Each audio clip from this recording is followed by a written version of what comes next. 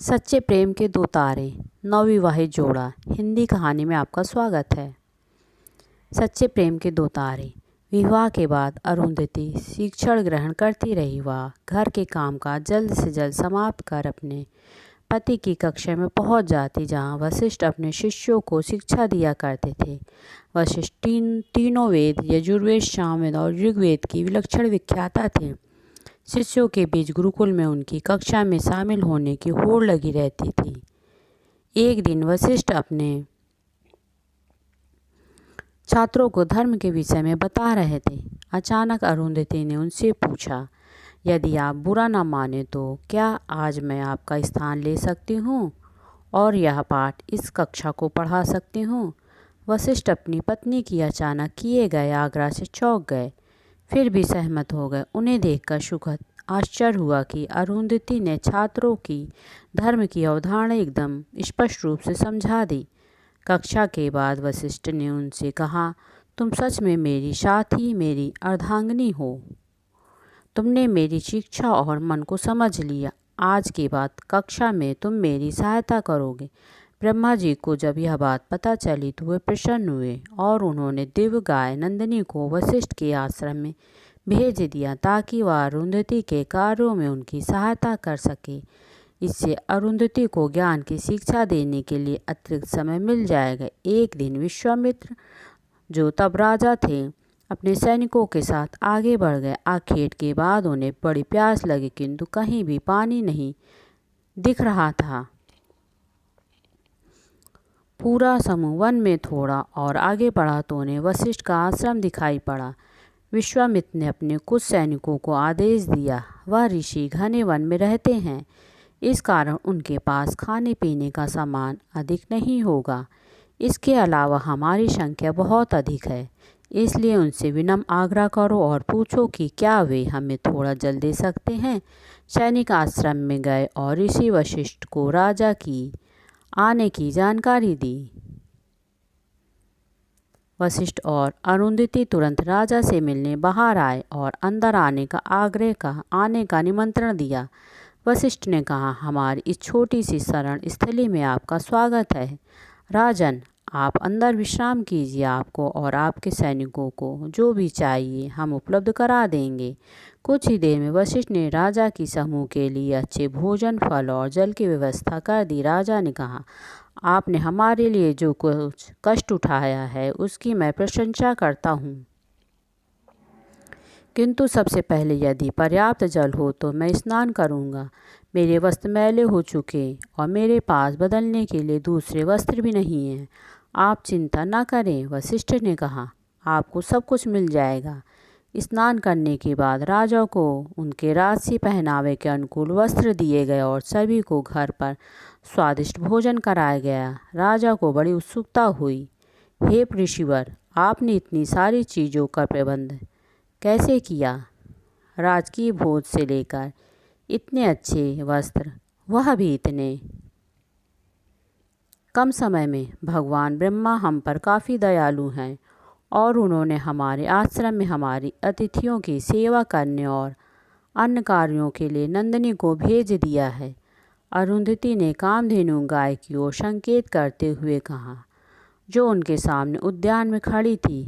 वह रही, आप जो मांगेंगे वह दे देती है। विश्वामित्र आश्चर्यचकित थे, कितनी शक्तिशाली गाय, वे सोचने लगे। किंतु वशिष्ठ एक सरल ऋषि है, वे मात्र भोजन और वस्त्र मांग कर नंदिनी का पूरा उपयोग नहीं कर रहे हैं। यदि वह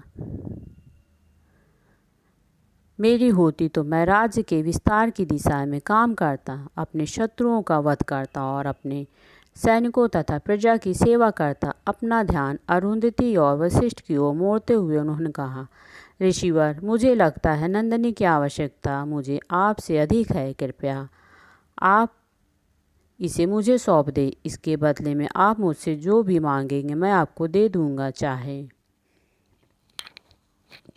सैकड़ों एकड़ भूमि हो, सैकड़ों गायें हो या सोने चांदी के ढेर। मैं सच में चाहता हूँ कि नंदिनी मेरे साथ रहे। वशिष्ठ मुस्कुराने लगे और कहा, नंदिनी का स्वामी मैं नहीं, वह अपने ही मन और व्यक्तित्व की स्वामिनी है। वह ब्रह्मा जी के यहाँ से हमारे पास इस शर्त पर आई है कि हम उसका प्रयोग केवल दूसरों की भलाई के लिए करेंगे, ना कि अपने लिए या अपनी इच्छाओं के लिए। वह हमारे लिए एक बड़ा वरदान है, क्योंकि अरुंधति और मैं अपने शिक्षण में व्यस्त रहते हैं और उसके बिना हमारा काम नहीं चलेगा। मैं हृदय से क्षमा चाहता हूँ, मैं उसे आपको नहीं दे सकता। राजा को बुरा लगा। इस ऋषि को मैं सबक सिखाऊंगा, उसने सोचा। उसने अपने सैनिकों को आदेश दिया, नंदिनी को अभी मेरे पास लेकर आओ। आवश्यक हो तो बल प्रयोग करो, हमें उसे राजधानी ले जाएंगे। नंदिनी ने जब यह सुना तो व्याकुल हो गई। वह विश्वामित्र की ओर मुड़ी और उन्हें देखने लगी। अचानक उसके सींग से हजारों सैनिक निकले और राजा के सैनिकों का वध करने लगे। कुछ ही देर में राजा के सभी सैनिक मारे जा चुके थे।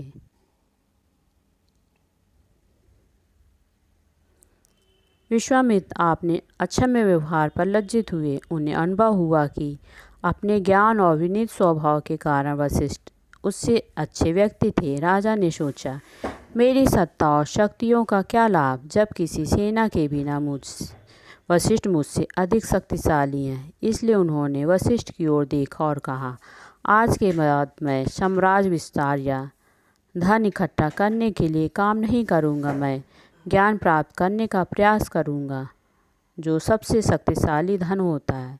यह कहकर विश्वामित्र ने अपने सिंहासन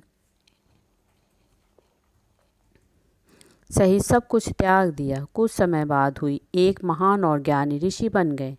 हालांकि वशिष्ठ के साथ उनकी स्पर्धा बनी रही और उन्हें कभी ना तो परम ज्ञान प्राप्त हो सका, ना ही करुणा की वह भावना जो एक सच्चे ऋषि में होनी चाहिए। विश्वामित्र की इच्छा थी कि वशिष्ठ उन्हें ब्रह्मा ऋषि मान ले, या सप्त ऋषि, जो के बाद किसी भी ऋषि के लिए सर्वोच्च पदवी होती है, किंतु वशिष्ठ ने ऐसा नहीं किया। इससे विश्वामित्र ने वशिष्ठ के शिष्यों को कष्ट देना शुरू कर दिया। फिर भी वशिष्ठ टस से मस नहीं हुए। एक दिन विश्वामित्र रात के समय गुप्तचरी की मंशा से वशिष्ठ के आश्रम में आए। इस प्रकार वे वशिष्ठ की शिक्षण सामग्री की जानकारी ले सकते थे और फिर उन्हें पीछे छोड़ सकते थे। अचानक ही उन्हें वशिष्ठ और अरुंधति की बातचीत सुनाई पड़ी। बेचारे विश्वामित्र ने इतना तप किया, अरुंधति ने कहा, किंतु आज भी वे उस सर्वोच्च स्तर पर नहीं पहुंच सके जहां किसी ऋषि को होना चाहिए। इसका क्या कारण है?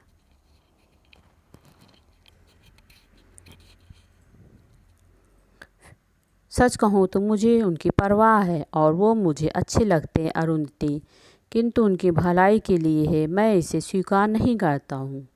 मैंने जिस पल स्वीकार किया उसी पल वे ज्ञान प्राप्त करना छोड़ देंगे। उन्हें इसे आगे बढ़ाते रहना होगा। किसी ऋषि का सबसे बड़ा गुण उसकी करुणा होती है।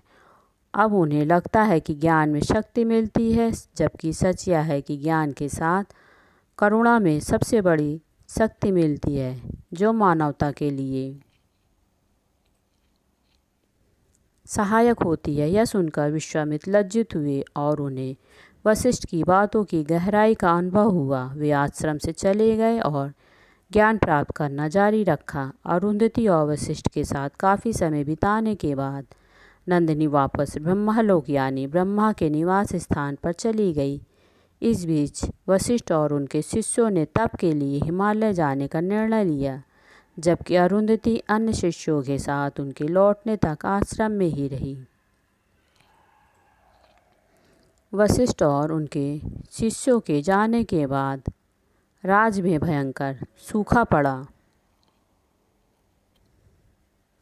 अपनी यौगिक शक्तियों से वशिष्ठ को इसके बारे में पता चला तो उन्होंने शिव जी से प्रार्थना की, हे भोलेनाथ, कृपया मेरी पत्नी की रक्षा कीजिए, क्योंकि आश्रम में वह अकेले ही इन परिस्थितियों का सामना कर रही है। दूसरी ओर अरुंधति ने प्रार्थना की, हे शिव जी, मेरे पति की रक्षा कीजिए। यहाँ रहकर मैं बच जाऊंगी, किंतु सोचती हूँ कि मेरे पति की क्या दशा होगी। मेरी प्रार्थना है कि तप के बाद वे शीघ्र लौट आए। कुछ दिनों के भीतर ही गुरुकुल को भी उस क्षेत्र में पड़े अकाल के कारण बंद कर दिया गया। अरुंधति अकेली ही आश्रम में रह रही थी। एक दिन एक बालक आश्रम के द्वार पर आया और अरुंधति से बोला, हे माते, मैं भूखा हूँ। क्या आप बता सकती हैं कि ऋषि वशिष्ठ का आश्रम कहाँ है? मैंने सुना है वह यहीं पास में कहीं है। प्रिय पुत्र, अरुंधति ने कहा, यही उनका आश्रम है, किंतु वे यहाँ नहीं हैं और उन्हें लौटने में काफ़ी समय लग जाएगा, क्योंकि वे इस देश और यहाँ के लोगों की भलाई के लिए तप करने गए हैं।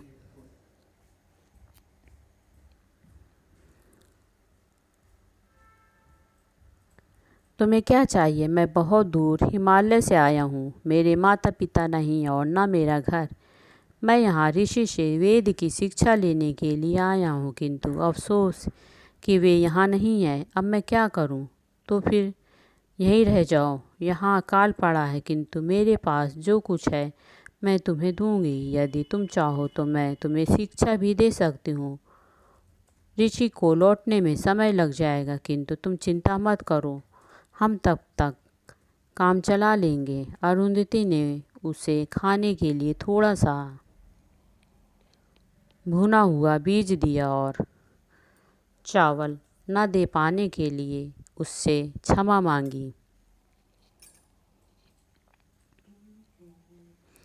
इस प्रकार वह बालक आश्रम रहने लगा और प्रतिदिन शिक्षा ग्रहण करने लगा। जैसे जैसे दिन बीते, अरुंधति उस बालक को वेदों की शिक्षा देती रही और अपने पति तथा शिष्यों की सकुशल वापसी की प्रार्थना करती रही।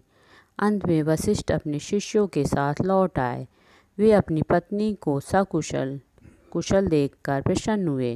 हे अरुंधति, शिव जी ने मेरी प्रार्थना सुन ली।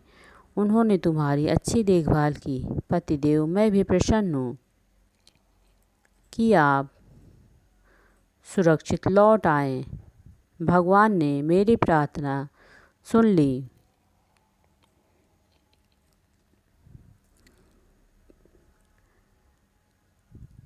वशिष्ठ ने उस नन्हे बालक को देखा। उन्होंने अपनी पत्नी से पूछा, यह कौन है? अरुंधति ने जैसे ही ऋषि से बालक के आने और उसकी परिस्थितियों की बात समाप्त की, वैसे ही बालक बने भगवान शिव अपने असली रूप में प्रकट हो गए। उन्होंने दोनों की ही प्रार्थना सुन ली थी। वे अरुंधति को देखकर मुस्कुराए। मेरा अहोभाग्य कि मैंने तुमसे वेदों की शिक्षा ग्रहण की। ऋषि वशिष्ठ के प्रति तुम्हारा प्रेम और समर्पण नैतिकता के किसी भी मापदंड से मापा नहीं जा सकता।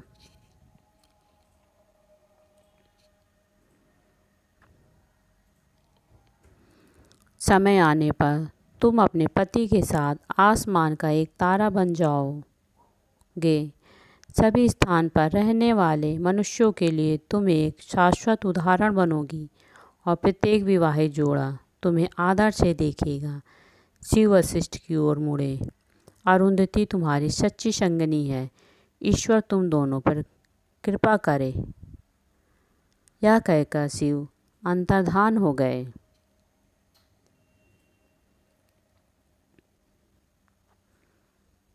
आज भी कुछ घरों में ऐसा संस्कार है कि नवविवाहित जोड़ों को रात में अरुंधति और वशिष्ठ जी तारों को दिखाया जाता है, ताकि वे उनके दाम्पत्य जीवन से प्रेरणा ले सकें। कभी कभी बहुत पुराने दंपतियों को भी वशिष्ठ अरुंधति कहा जाता है, ताकि उनके प्रेम और एक दूसरे के प्रति समर्पण का सम्मान किया जा सके। थैंक्स फॉर वॉचिंग हिंदी कहानी।